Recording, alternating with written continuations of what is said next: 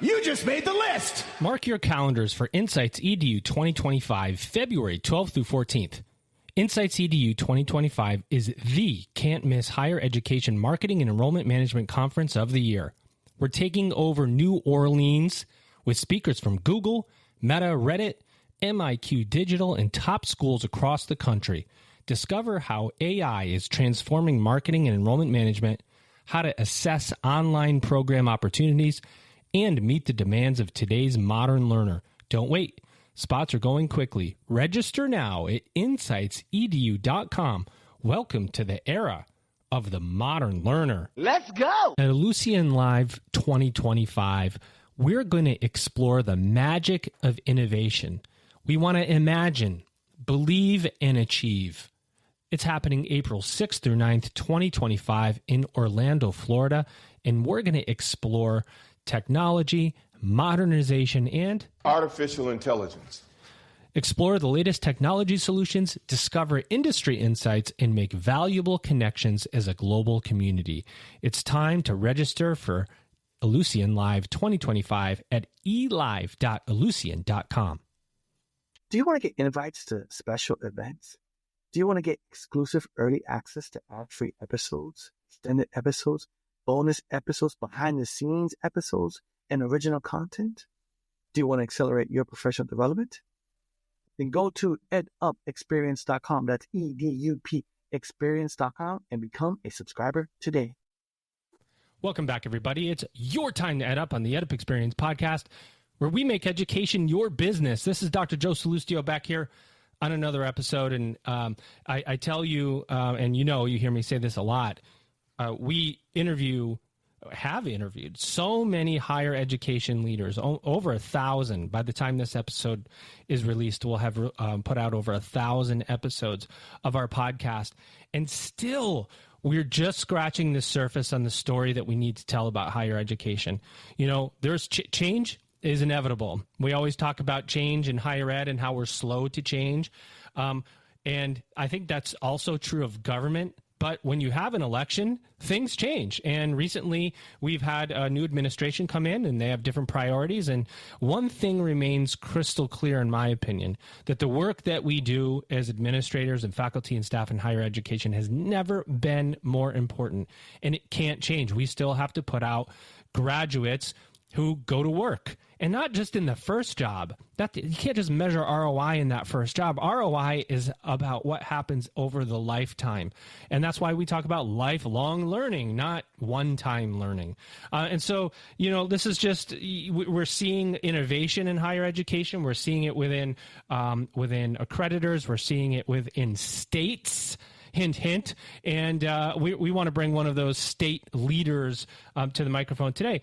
He's a policy leader. He's doing great work in the vision of the governor of the great state of Massachusetts, and is executing on some pretty big initiatives that have had some significant results. And we're going to talk about some of those results today. And this is a program that is newer on the news side and already has seen I think it's worth its weight in gold already, but he's going to tell us whether that's true or not. Ladies and gentlemen, let's get him to the mic after that soapboxing that I did. He's Noe Ortega. He is the commissioner for the Massachusetts Department of Higher Education. Audience, chill. All right, settle down. Noe, how are you? I'm doing well. And Joe, I hope every time I get introduced to someone, there is an ovation in that manner, a standing ovation, in fact. So thank you for that. I mean, it's just amazing. I can't settle them down, Noe. Your work's incredible. It's true. First of all, how are you? I mean, you know, we've seen lots of things happening around us, both politically, socially, in this time of change. How are you, and what's going on in the great state of Massachusetts? I'm doing really well, Joe, and let me just begin by thanking you for the opportunity to come before you and your listeners as well. Things have been going really well in Massachusetts. I'm blessed every time I think about being able to serve in a state that has a significant investment in education at large. Recently in public higher education, we've done really, really well. And a state that has been central to discussions about education and educational attainment as well, right? So that conversation continues to go on, and we've got an administration that's bought in to all those parts of the importance of education. You know what I like about most of the politicians or policymakers or people who are doing work for the states, and I interview them, not necessarily do they always have a background so interesting. And when I say that, you come from enrollment and financial aid, and typically that's not the case. And I think that's really interesting about your background, because you know what it takes to serve a student, like one-on-one, and how that can inform what you do at the highest level. Can you talk about how that experience, that ground level experience, has helped you in your work?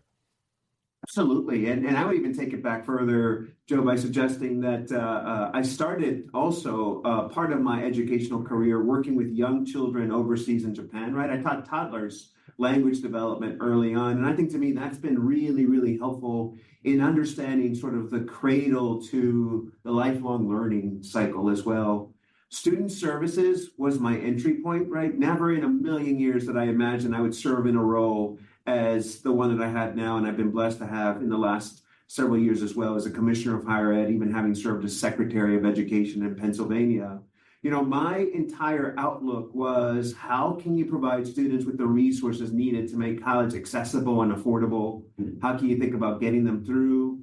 I started off in tuition-driven institutions, public regional comprehensive schools as well, that relied very much on enrollment. So patterns of enrollment determined whether or not we'd be able to invest in new programs, maintain hiring and capacity. So I understood the pressures that come alongside meeting those enrollment goals. And it's continued to be the orientation of how I approach my solutions in the policy world in higher education. I always think about the people who are at the front line of our institutions, the kind of work that they're having to do every single day, as they pretty much are not just the greeter and people who welcome students into the institutions. Many of them hold their fate of the student on the line as well. They're going to be the reason why someone would enroll or not enroll.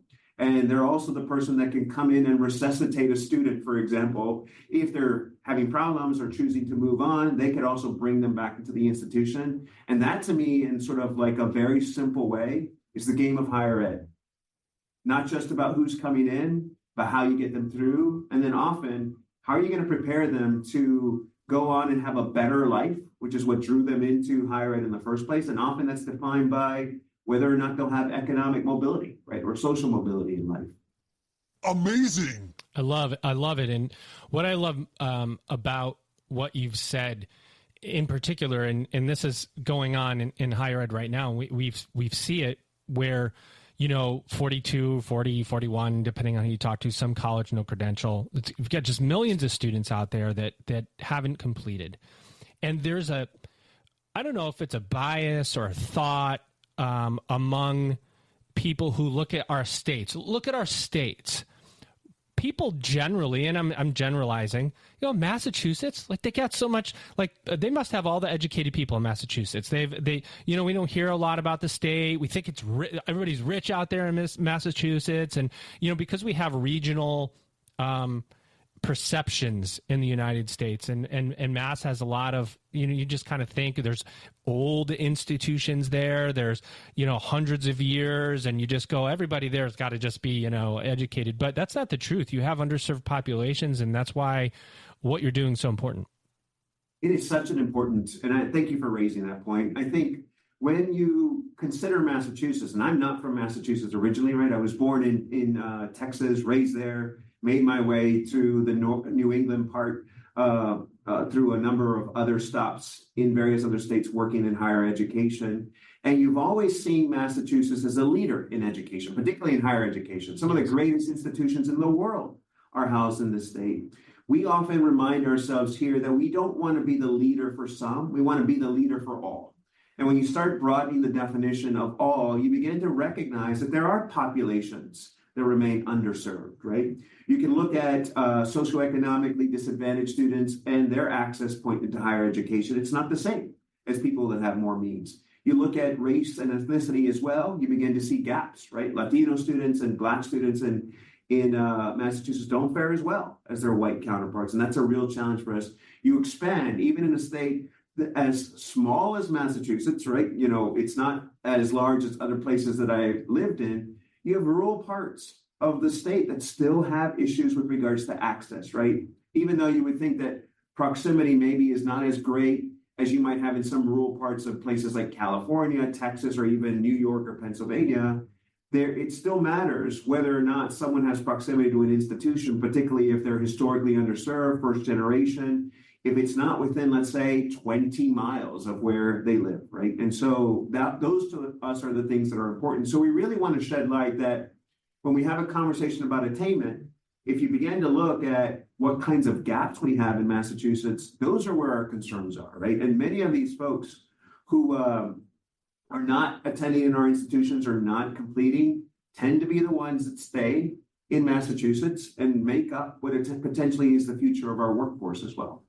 You know, I've had the privilege of interviewing some other leaders in Massachusetts, so I know what you're talking about. I know you know. All right? And I know you know I know you know. So we're on the same page. And that's why, and tell us the story, because of the underserved populations, because Massachusetts wants to increase educational attainment, you create you work with the governor, you work with the policymakers in the state, and you all create Mass Connect and Mass Reconnect. How does that happen? Tell us the story. I mean, obviously, it probably happens over time. Give us the condensed version. Like, how did this come to be? Who's really in on pushing it forward? How does it get funded? You know, one of the things that is a really interesting story about a program like Mass Reconnect, right, which essentially is a program that targets students who are over the age of 25, the returners or the returnees, you could say, those would have some college and no degree who want to come back into the system of higher education. That whole push to really draw attention to that group of students was led by institutional leaders who have recognized that the traditional student at our community colleges, for example, are above the age of 25 already, right? These are not 18 to 22-year-olds. These are students who have had some life experience, professional experience going into our campus, making up the traditional population that go into those schools. Yet a lot of programs that we have that target resources to students aren't thinking about that population. They're primarily thinking about the 18 to 22-year-olds, right? 18 to 24-year-olds. And so it's really kind of shift the idea of who we have to consider to bring back to our institutions. And it's very, very much the same thing playing out in every state. There's an older student that is still called non-traditional that we think makes up the traditional enrollment, especially in our public comprehensive institutions. And so a program like Mass Reconnect came into existence for that very reason.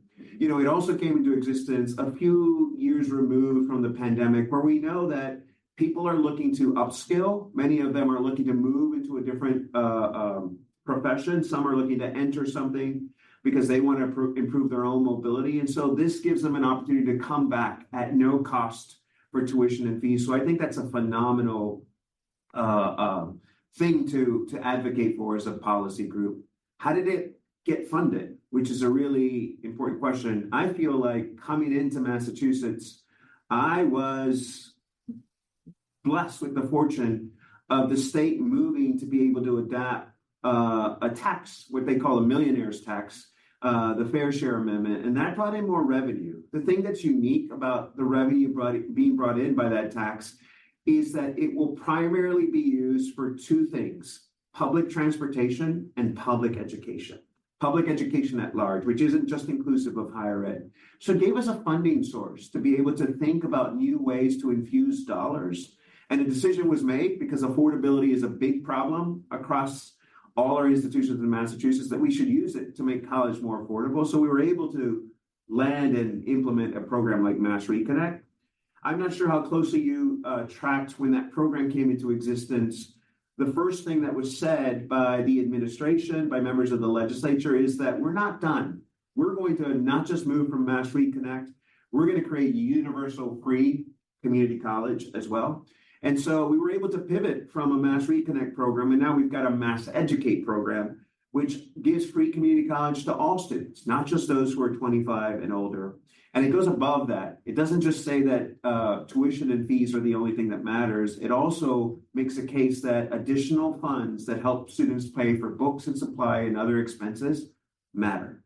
And so we included additional dollars for students to be able to do that. That's a big deal when you think about affordability in general. Many people opt out because they don't have resources to pay for some of the other things. And while I use books and supplies to explain what the primary purpose of the allowance, we also, the allowance is for, we also recognize that it isn't just about supplies and books. People are concerned about transportation. They're concerned about healthcare, food, home, all these other things that will push somebody from out of college, away from completion. And so we're doing our best to try to make a bigger dent in that area. Right? So really proud of the free community college programs here in Massachusetts. I would add one more thing that I think is important to highlight. While we were making the investment in our community college, the state also received additional resources to increase its state grants.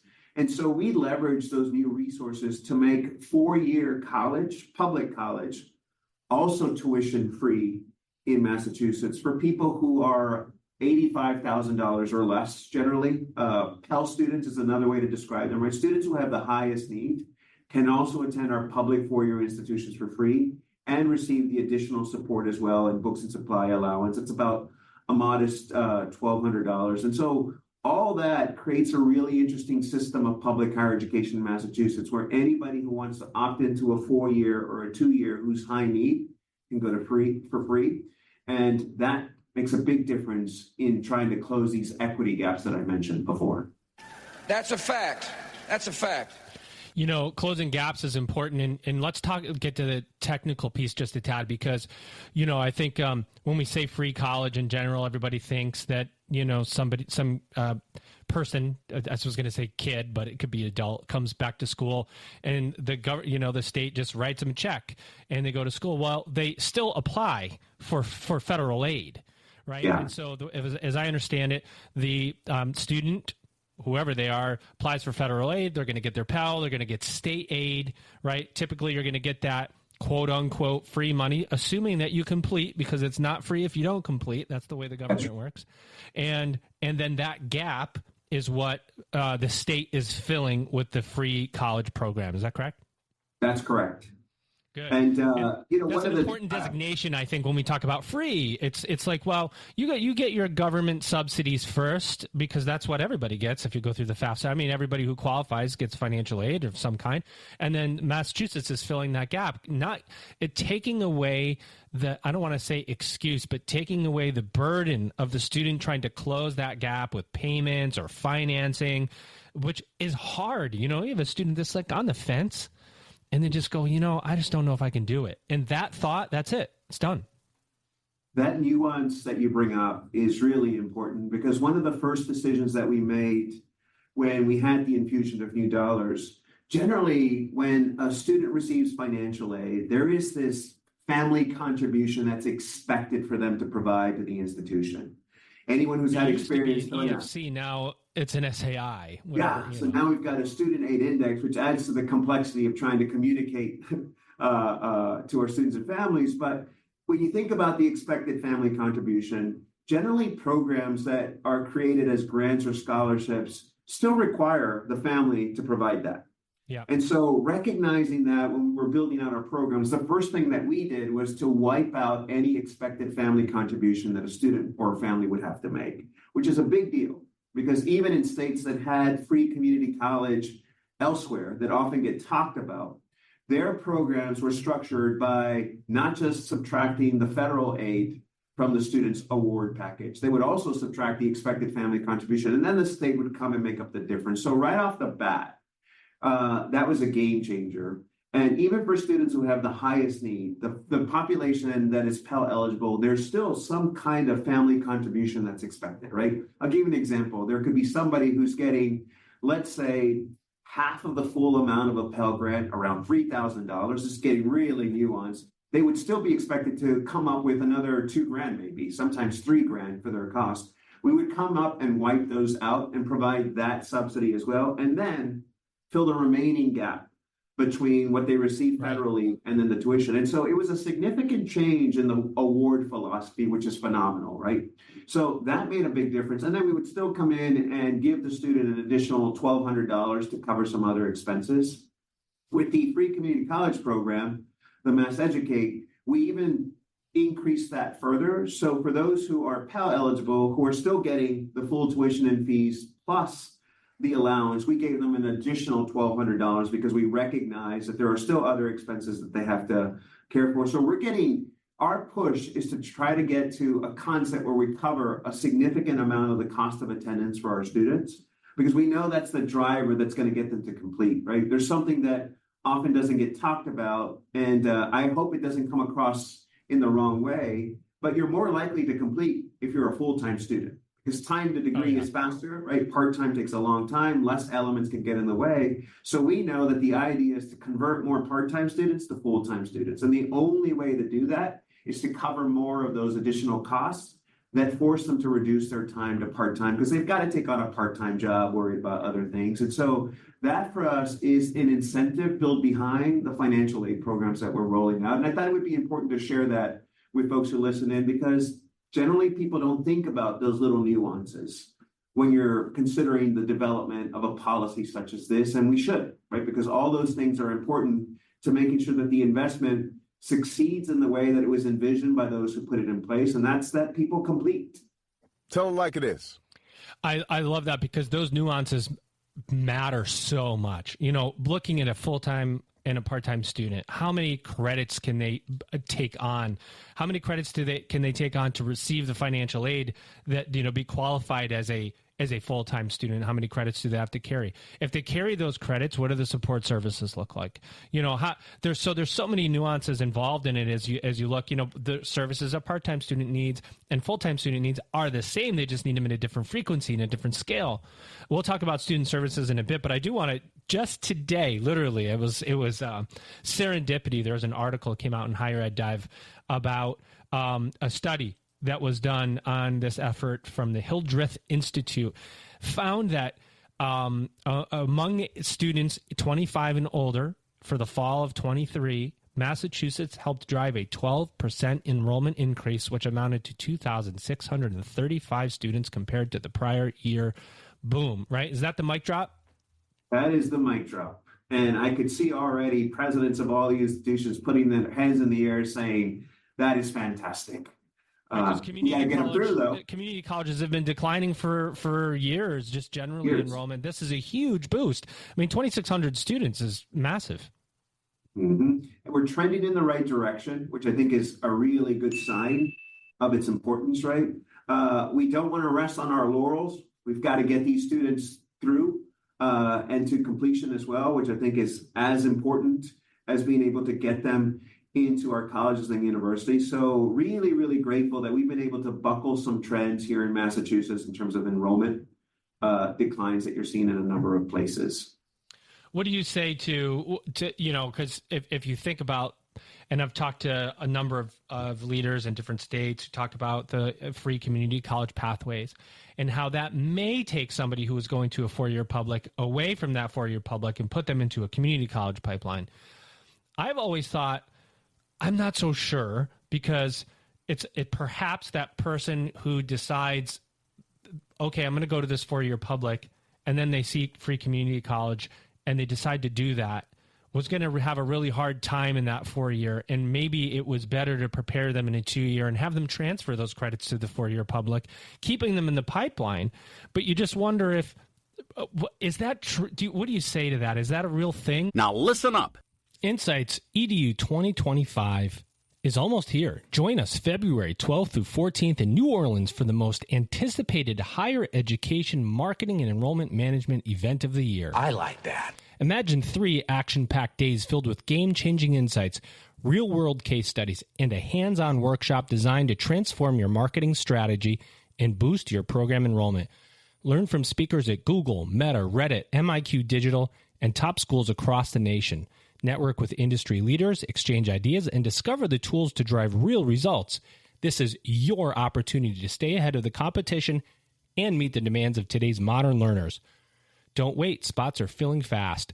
Mark your calendar, rally your team, and head to insightsedu.com to register now. The era of the modern learner is here, and you need to be part of it. We'll see you in New Orleans. Ellucian Live is taking place April 6th through 9th, 2025 in Orlando, Florida.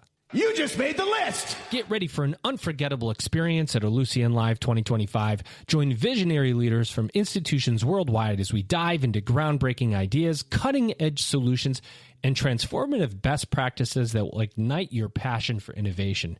This is your chance to connect, collaborate, and propel your institution into the future. Do not miss out. Let's go! Do you want to get exclusive early access to ad-free episodes, extended episodes, bonus episodes, original content, invites to special events, and more?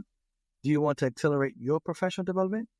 Do you want to get all this while helping to sustain EdUp? Then go to edupexperience.com. That's EDUP experience.com and become a subscriber today. Yeah, before we were putting on, getting ready to release the program, we looked at a number of other states who had launched free community college programs, right? Tennessee is the one that came, and we reached out to Tennessee, started talking to them about whether or not they saw that trend play out. They didn't see significant changes in the enrollment trends. We reached out to Washington with a similar program that was adapted later to limit the number of people who became eligible. And they also said, though you aren't seeing those trends play out regularly. I think, and this is us, because we need to go back and evaluate the efficacy of these investments. We want to see what the behavior is, right? I do think that there are kind of two perspectives that could be offered here, right? There's the perspective of us, higher ed folks, and what we kind of perceive and are concerned about in the higher education landscape, right? About where are people going to come to our institution or not is a big primary concern that institutional leaders have. I also think there's the expectation of student families, and that's segmented, right? Especially among those who are first generation, historically disadvantaged students gaining access into our institutions because you've got free programs. They're agnostic to the idea of segments and sectors. They don't see 2-year, 4-year. They see an opportunity to pursue a degree that's going to land them a job that's going to make their life better than their families. And then along the way, as they enter our system, it's on the state, it's on the institution to figure out what else can we begin to leverage as opportunities for these students. If they have a willingness to attend our college, can we find ways to provide them with, let's say, for example, a micro-credential, a badge or certificate that augments their learning? Second, can we connect them to a 4-year degree as well and find a way to give them full credit for everything that they've done, not just partial credit, full credit for the classes that they had. When I started my work in enrollment management, the group that we would target the most to come into the 4-year institution that I was working at as a public is anyone who had completed an associate's degree, because they're more likely to persist and complete, or anyone that had already demonstrated the ability to do some college successfully. And those were going to be in many of our community college or 2-year institutions. Those students already are showing academic self-esteem, individual self-esteem that'll put them through the pipeline to succeed, right? So I don't see this as a problem of existential concerns of where the students are going to go. I see this as a sort of an ecosystem where we can drive more people into it, and then it's on us to figure out what we can leverage as opportunities to make them succeed. You brought up something that is it's a sticky and very sensitive topic for so many leaders in higher education, and that is this credit transfer issue that we have. Even in states, even in institutions that are public institutions within the states, and then certainly if you go out of state and you make credit transfer, A, it's confusing for a student. B, you just go, it's so subjective. You call and somebody goes, oh, yes, we will give you these 3 credits for this course. And then you call again the next day and somebody goes, well, I'm not so sure. We're going to take this to a committee and the faculty's got to look at it. And maybe you'll get partial credit, but not full. And it almost depends on who you talk to and what their mood is that day. I know credit transfer has come up in your conversations. It would be impossible to have this event of Mass Reconnect take place without talking about transfer credit. Because if they do complete, and they do have, even if they partially complete, like what if they do 1 year at a community college and they decide to go on to that? What happens? How do you account for that variable, which is so confusing? It is, and it's frustrating to me when institutions of higher education began to promote and promulgate the idea of college for all. Because I think if we're going to go out there and say that college is for everyone, and everyone has a place at our institutions, particularly those who have opted to go in, right? And there are a lot of people who don't feel like they have a choice, that we've got to do a better job to bring in, but we tell everybody college is for all. And then we develop programs like, for example, the free college programs that I've talked about in our 4-year and public year. And so then you've got this alignment of states who recognize we should make it for all, it should be affordable. Then you get into the question about transferability across institutions, and you start seeing people sort of posture and say, well, this class at this institution maybe is different than the one that's here, right? For me, all courses are informed by competencies, skills that you're developing in that coursework. Collectively, all our academic bodies should understand that we're going to buy into competencies and skills, right? You see this in places like students who are entering into a nursing program and take an intro course. There's a collective buy-in to what that intro course should be for all people going to a nursing program. So if I take that intro to nursing course at a community college and then decide that I want to pursue the completion of my degree at a different college that's a 4-year institution, that should transfer across and be credit to my degree plan, right? Not just as an elective, et cetera. And I think that's the area where we got to do better as a system of higher education to move past any concerns or misconceptions someone may have that class does not have the same value somewhere else. It's also interesting to me, if I pile onto that whether the institutions, right, are part of a different segment or sector, everyone at some point got their training at probably similar institutions. So it may be that, for example, a place like UMass Amherst or UMass Boston has produced faculty members that have entered Bunker Hill Community College or Massasoit Community College, all of them being trained and developed at the same place. For some reason, the transition from that institution to the other, now you have differences in perspectives and opinion about the coursework and its transferability. That to me doesn't make sense entirely, right? And I feel like we're trying to work with our institutional partners and our academics to understand what is at the root, what needs to be changed, because a student should be able to leverage the currency of any courses that they've attained at one institution and have a transaction of value towards a degree at another institution. And when we figure out that, when we operate as a system or ecosystem, we call it the systemness approach to policymaking here at the department, then you're going to create a place where people will see mobility across. I had an interesting conversation with a chancellor of a public system in another state who said to me, why can't transfer and articulation be as simple as an Uber app where you basically know where you can have all your courses, right, where they transfer, how they work, and basically you just begin to opt in and select the programs, and then you get credit for what you're doing. And I thought it should be that simple, right? You should be able to just figure out the transferability of these courses very simply. So here, that's my platform on this topic. Oh my gosh, you got me going now, because I literally yesterday I was in yesterday for me, as people listen to this, it would have been 3 weeks ago yesterday. I was in Vancouver giving a talk to our Canadian user group at Ellucian, and I was talking about this point. Our expectation for speed is so high.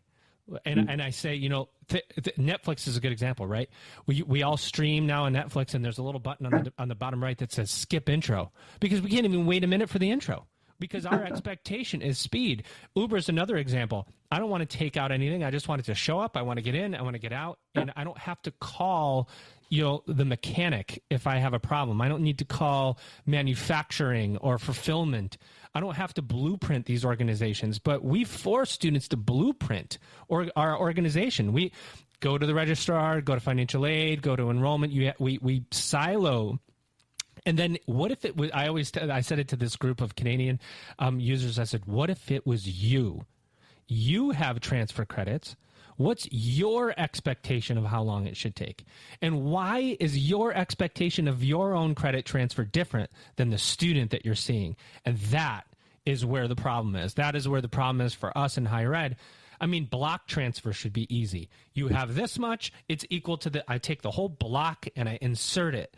But what happens, and this, is universities and colleges will take this one as this elective, this one is this elective, and then we're going to make them take this core curriculum that they kind of already took already, but we'll take the electives and fill them in. And the student goes, well, wait a minute, I already took that. Why do I just, and then I start getting going in this because it's like, why do we have to have our personal expectations be professionally divergent from how we act in our higher ed environment? Right, Joe. One of the every once in a while, and I think most people when they've had long professional careers, you have these moments where you kind of have an out of body experience because you're experiencing something that creates so much dissonance it doesn't make sense. That's right. I was trying to solve a human capital and education problem in my previous role in Pennsylvania, right? And I share this example because it's still applicable in my new role here in Massachusetts.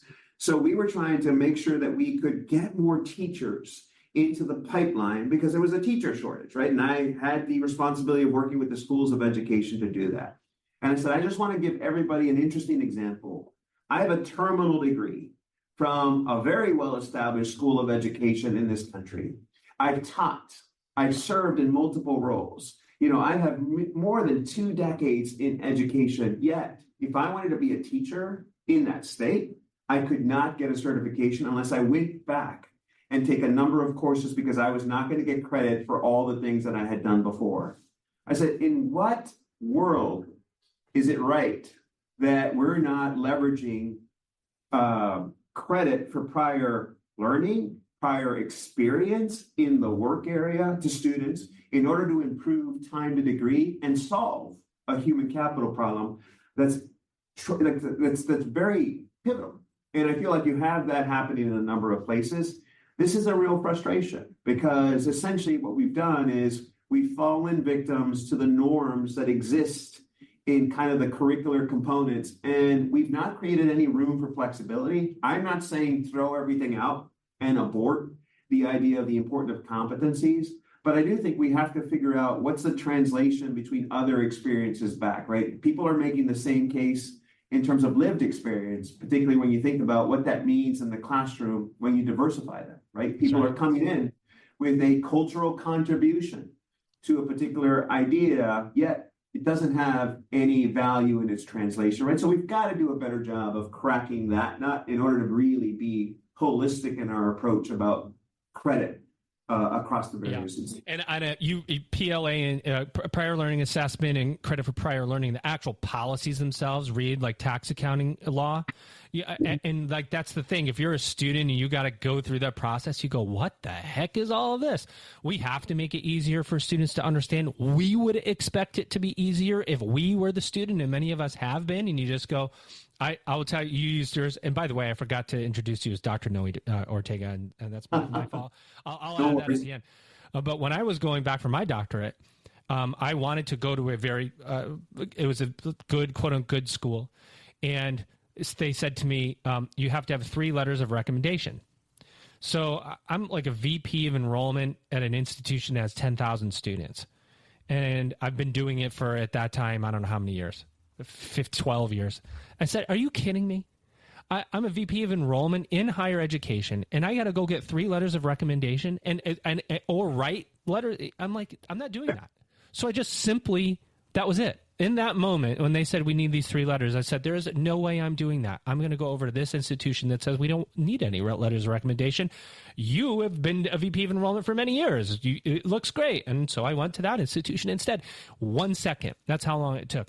I was almost offended by the fact that I had to do that. I'm like, are you serious? I've been working for 20 years. I'm not going to go and do that. So we have to honor those experiences. And think that's what you're talking about as we move forward. Absolutely. Right. And now you all transition, right? And you know, this is an enrollment VP and manager. Once you get enrollment up, student services have to follow, because you got to keep the students that you have. And it is really hard to find one. And so you got to keep what you got if you want to keep your population high. Can you talk about what focus looks like on the student services angle as you move forward? Yeah, and I feel like student services for us really translates into the success part of the work that we do, right? And often there's a lot of attention given to growing enrollment and attracting students to a campus. I think that the real art in enrollment management is in the area of persistence and completion. You got it. Because that is where when you have an issue that's driving an institution to think about concerns around financial viability, you can solve it with persistence and completion, always, right? And not become so reliant on the inputs, which I think is kind of the old practice of approaching this in higher. And I say that as someone from a professional. So if anyone's out there as an enrollment manager saying, I'm offended by that assessment, it's true. We all know that Genesis coming into. I also grew up in enrollment management and can verify that that's true. So there's 2 of us here. Yeah, and I feel like it's something that I'm glad that we talk about it more routinely, because it is pushing the needle on what should we be thinking about. Now, what services look like for us?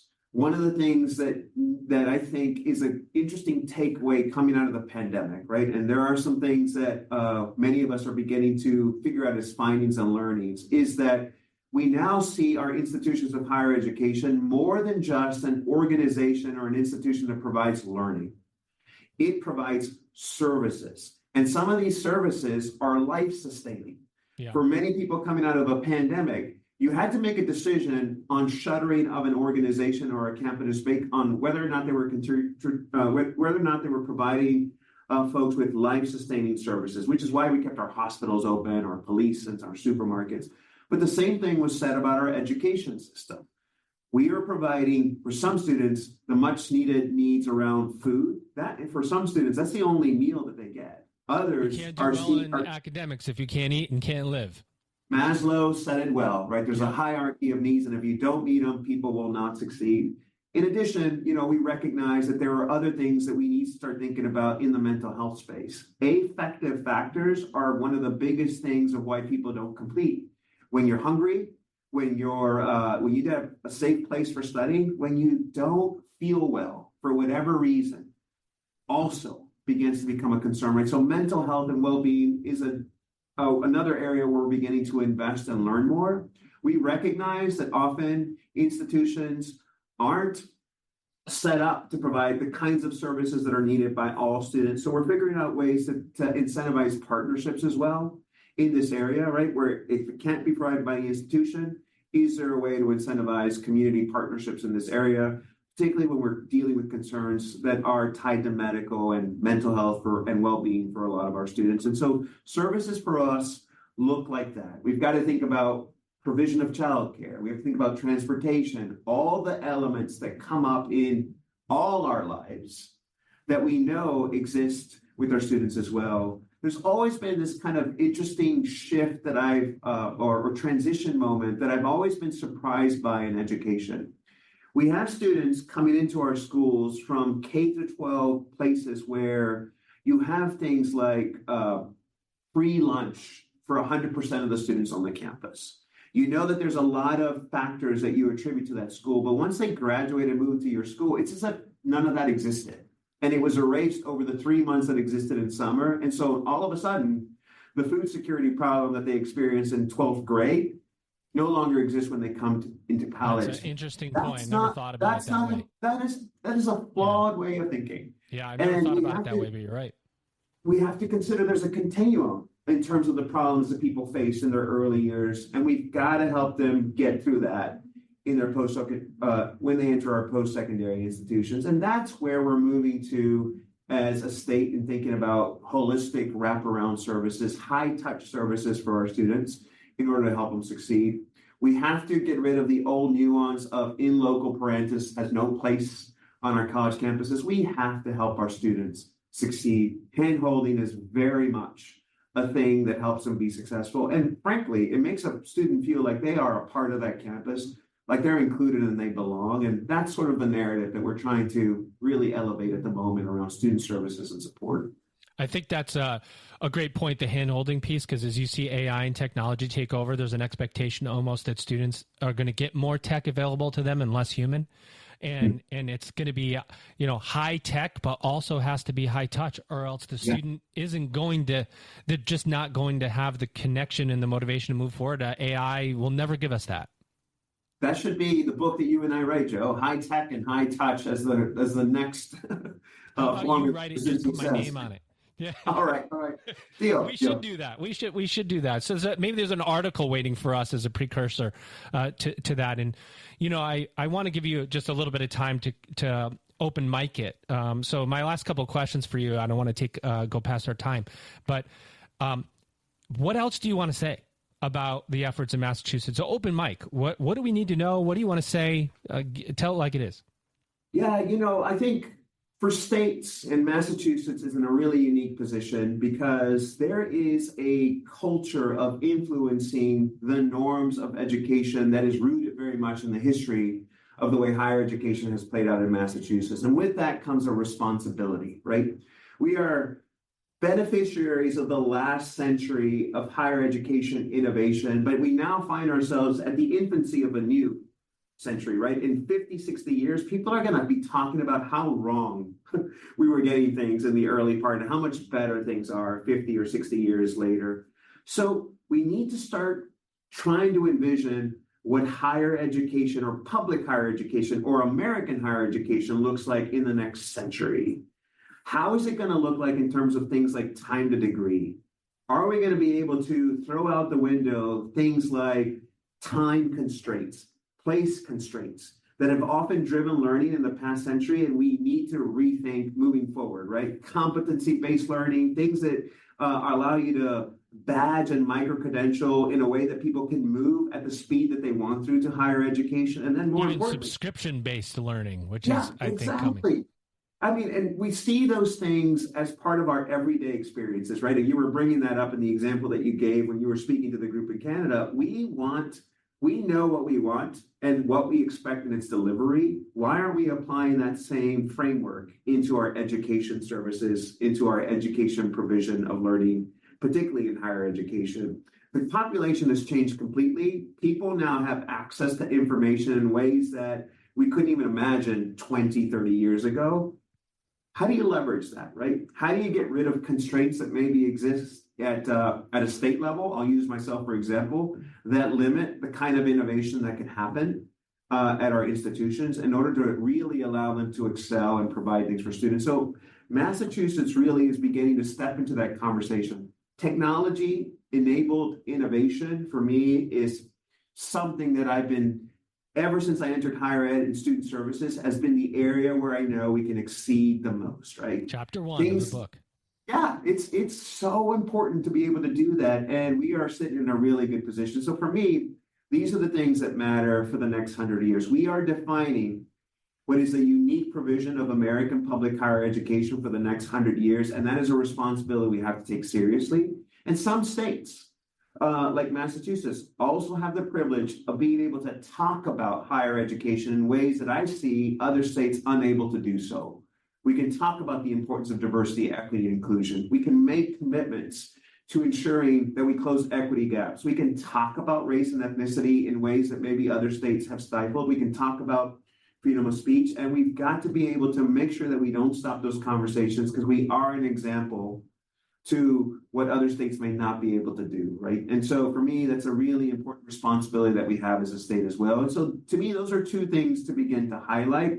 We are under an administration that has not shied away ever since the Supreme Court made its ruling on banning race-based affirmative action policies from offering guidance to our institutions to be able to continue to diversify the composition of not just their classrooms, but faculty, for example, as well on our campuses. So that those things matter entirely. And I think we're going to continue to be able to do that moving forward. And lastly, I'll close on this idea, Joe, that there is a conversation happening around the value of higher education. Yeah, I wish we had more time because that is a big one, isn't it? It is so big. And I think the thing that concerns me is I remember in the student service industry that I came into admissions and financial aid when there was a time where financial aid was completely distrusting of the banking industry, right? Then you had that same thing of distrust shown to entities like government, right? So as someone who serves in the state role, you often see that people have this distrust of government. And then you saw that extended to other institutions that provide services like protection, like the police.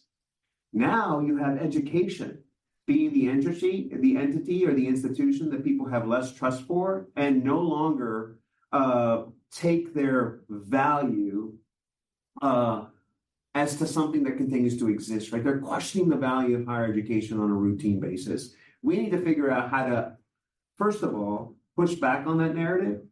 Maybe there are some things that we're doing as a segment that don't make us feel very inclusive. You and I have both doctorates. We know that there's a particular nomenclature that defines the academy, and we use it all the time. We've got to find a way to make that language more relatable. Why does knowledge have to be so difficult and ambiguous that the average person can't access it? We've got to find a way to really work on those things as well. And for me, the value proposition of higher education is the narrative that Massachusetts needs to step into. If it's going to go out there and make itself a leader in education, we gotta push forward on reclaiming the importance that our institutions serve in changing society and changing the workforce and being those entities that are central to innovation, right? And that for us is what we're dedicated to here in Massachusetts. I'm glad you brought that up because I agree that we let the detractors of higher ed take over for many years and we didn't fight back, so to speak, by communicating value. And now we're working from behind, and it's going to take all of us to help restore that value. That's why we do this podcast. That's why we highlight leaders like you, Noe, because it's without these conversations, that question will persist, and it disproportionately affects people of color and those in lower economic backgrounds. Because who's going to college is who's going to college. Those that are questioning it are just the ones that don't understand it, have first-gen students. And that is something that we cannot have if we want an educated society. You know, it's interesting that the same people who question the value are beneficiaries of the system, which raises interesting questions, right? Yep. Very interesting. Well, one also very interesting thing is that I'd like to give a shout out to your Director of Strategic Communications, Nicole Giambuso, who helped schedule this. And I got to say it live here on the podcast. Just she was such a help getting you on. And this has been a very refreshing conversation for me. And it helps me go through my day because now I get the energy from you and I go, what else can I do with this in change? We got to change together, right? I feel enthused, Joe, and thank you for shedding light on concerns about higher education, but also elevating sort of its contributions. This makes such a difference, and you're right, Nicole is phenomenal. Thank you for arranging this. Welcome the opportunity to come back at any time in the future, right? Once you we're gonna get a panel on transfer credit one of these days, right. And we'd love to have you there. Most important, last question: did you have fun? I had a blast. Well, this was refreshing. Thank you. Really there you have it, everybody. You have just heard from our amazing guest. He's the good doctor, Noe Ortega. He is the commissioner at the Massachusetts Department of Higher Education, and he knows what he's talking about. You've just EdUp'd. Attention, higher ed leaders. Are you ready to transform your marketing and enrollment strategy? Don't miss Insights EDU, February 12th through 14th in New Orleans, the premier conference for higher education marketing and enrollment management. Spots are filling fast. Register now at insightsedu.com. Welcome to the era of the modern learner. Let's go! Are you going to miss Ellucian Live this year? I don't think so. Exactly. So you might as well register right now at elive.ellucian.com.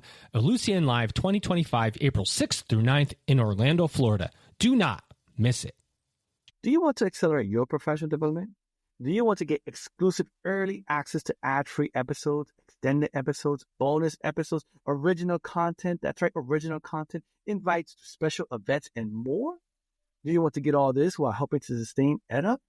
Then go to edupexperience.com. That's EDUP experience.com and subscribe today.